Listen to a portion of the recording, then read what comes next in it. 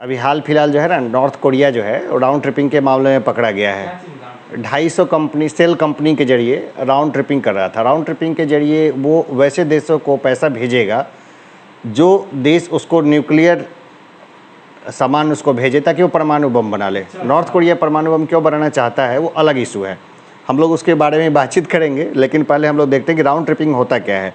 तो देश के पैसे को फेक कंपनीज़ के माध्यम से बाहर भेजना, ठीक है, और फिर अपने देश में मंगा लेना, यही है राउंड ट्रिपिंग।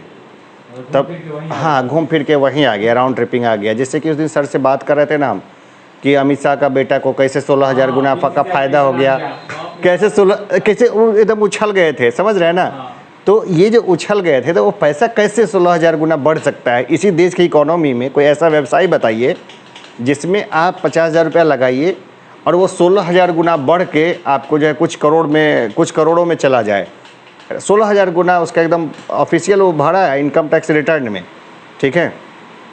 तो राउंड ट्रिपिंग है। सेल कंपनी वगैरह क्या होती है उसके बारे में आप लोग को बहुत अच्छे से नहीं मालूम होगा, लेकिन बताते हैं। सेल कंपनी क्या होती है, किसी चीज़ का प्रोडक्शन नहीं करती है, वो सिर्फ ऑफिस खोल के बैठे रहते हैं। उनका काम क्या होता है कि जो भी पैसा उनके पास आ रहा है ना, उसको दिखाना, शो करना कि लीगल माध्यम से आ रहा है, जा रहा है, लेकिन असल में वो पैसा इलीगल होता है। उनका एक ही काम होता है, ब्लैक को वाइट करके वापस उसको भेज देना। जैसे केमन आइलैंड का नाम सुने हैं? केमन आइलैंड 1997 से पहले रिलायंस कभी टैक्स का पैसा ही नहीं भरती थी, उसका इशू ही अलग था, हिसाब किताब ही अलग था। हम लोग उसके बारे में ब्रीफ से देखेंगे, पहले राउंड ट्रिपिंग पे आते हैं। तो ये कौन करता है राउंड ट्रिपिंग?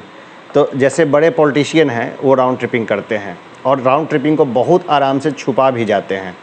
आपको पता है कि कई देश है जिसमें सरकार जो है माफिया चलाते हैं, माफिया स्टाइल की सरकारें होती है। कुछ देश के नाम आप चाहें तो बता भी सकते हैं या अंदाज़ा लगा सकते हैं, या कभी गोवा गए होंगे तो बागा बीच पे जाकर देखिए, वहाँ पे जो रशियंस और माफिया जो लेटे रहते हैं, भाई भारतीय पुलिस की हिम्मत नहीं है वहाँ झांकने की कि कौन लोग हैं वहाँ पर। इतने इन्फ्लुएंसर लोग हैं वो, कभी खुद जाके भी देख सकते हैं उसमें। तो देखिए यहाँ पर जैसे मान लीजिए कि कोई ब्रिज बना, कोई बड़ा ब्रिज बन रहा है, उसमें क्या 5,000 7,000 करोड़ का टेंडर है, या कोई हाईवे बना 8,000 10,000 करोड़ का टेंडर है। वो टेंडर जो है पॉलिटिशियंस अपने निकटतम लोगों को दिलाते हैं। अपने निकटतम लोगों को जो दिलाते हैं तो उसके बदले में कमीशन होता है। कमीशन कितना होता है? कमीशन 50% तक होता है, 50% तक कमीशन होता है। पार्टी फंड के नाम से हो गया, व्यक्तिगत रूप से भी लोग लेते हैं।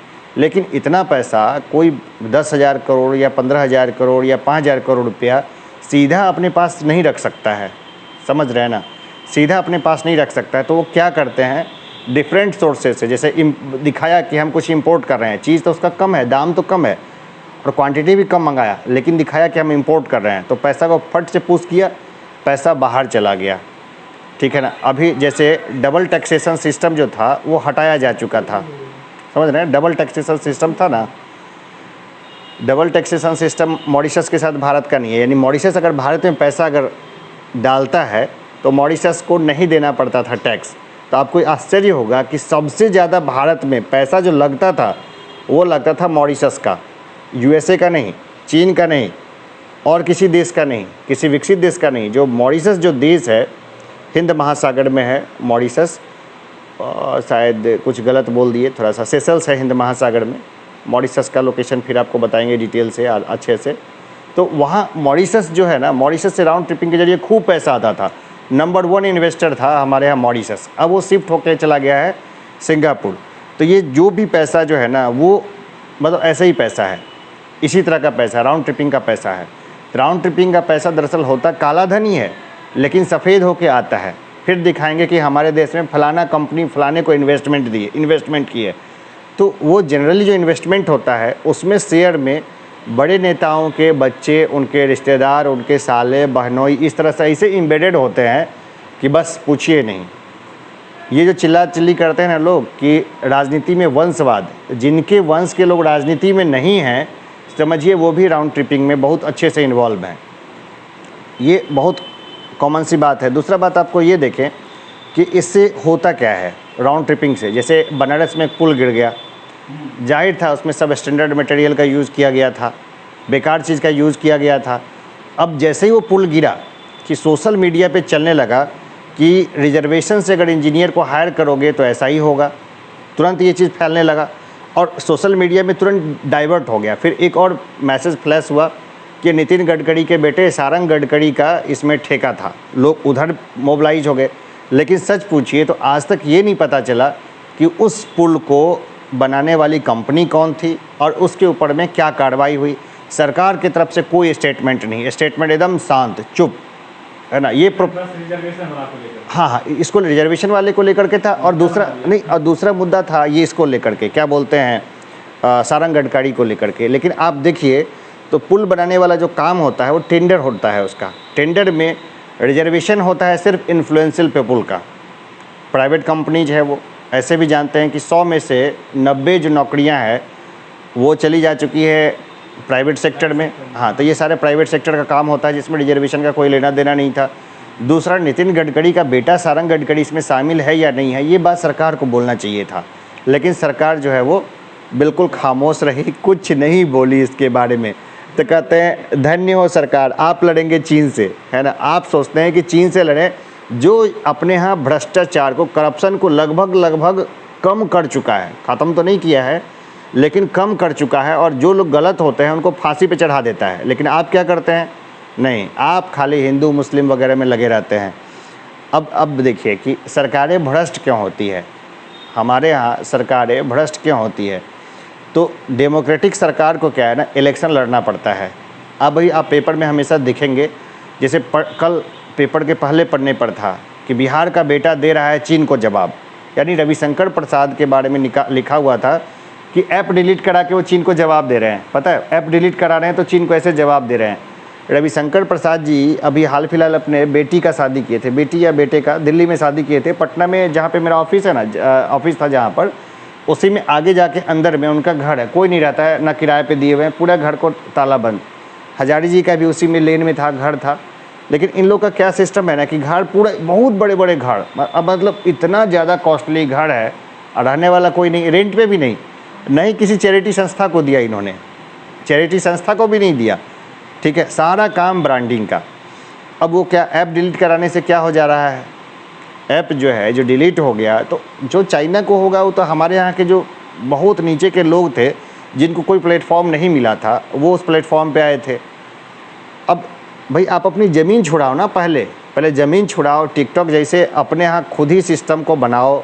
अपने यहाँ के आपने अपने यहाँ के सिस्टम को फंडिंग नहीं किया, ये सब बंद कर रिप्लेसमेंट इस सब का होना चाहिए। तब जब आपने फंडिंग नहीं किया और चाइना, आपने किसको फंडिंग किया, विजय माल्या को फंडिंग किया, हाँ, और नीरव मोदी को फंडिंग किया।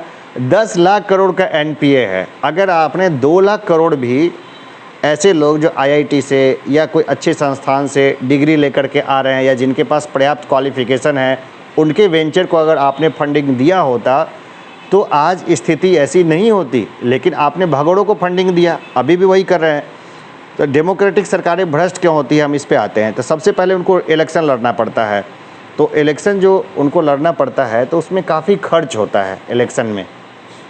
जैसे कि 1 साल तक, इलेक्शन से लगभग साल भर पहले तक उनको जो है ना न्यूज़ चलाना पड़ता है, पेड न्यूज़। वो जो काम नहीं करते हैं ना, वो काम भी उनको न्यूज़ में दिखाना पड़ता है और खूब हवा बनाया जाता है। पेड न्यूज़ जो कि किसी अकाउंट में वो शो नहीं करते हैं। दूसरा क्या है कि उनको प्रोपेगेंडा चलाना पड़ता है। जो कई सारे टीवी चैनल्स हैं ना जो खुल गए हैं, तो उनके पास तो कहीं से एडवर्टाइज आ नहीं रहा है या बहुत कम एडवर्टाइज है, खर्चा बहुत भारी भरकम है, तो वो सरकार के भोंपू हो जाते हैं, ठीक है। इसके अलावा जो इन्फ्लुएंसर लोग हैं हर कम्युनिटी के, उनको पैसा दिया जाता है ताकि वो माहौल बना के रखे।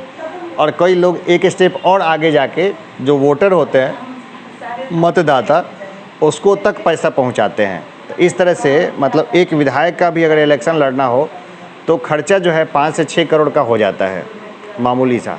ये दिखाने के लिए तो 28 लाख के अंदर ही रखते हैं, लेकिन असल में वो 5 से 6 करोड़ का हो जाता है खर्च। इतना खर्च हो जाएगा तो खर्च की भरपाई कहाँ से करेगा वो। तो इस तरह से हमारी जो डेमोक्रेटिक सरकारें हैं वो धीरे धीरे जो है वो भ्रष्ट हो जाती है, सरकारी धन का लूट करती है। और देखा जाए तो वो जो 5 करोड़ 6 करोड़ होता है उसके बदले बहुत ज़्यादा पैसा लूट लेती है वो।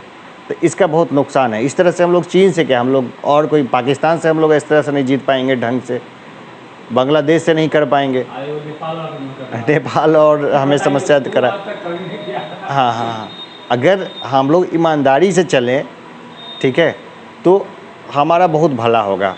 जैसे अभी एक वीडियो बनाऊंगा कि ईमानदारी क्यों ज़रूरी है, तो वीडियो ऊपर में आई बटन जो है ना, ऊपर में आई बटन से आप क्लिक करके आप उसको देख लेना। अभी के लिए इतना ही रखते हैं, धन्यवाद।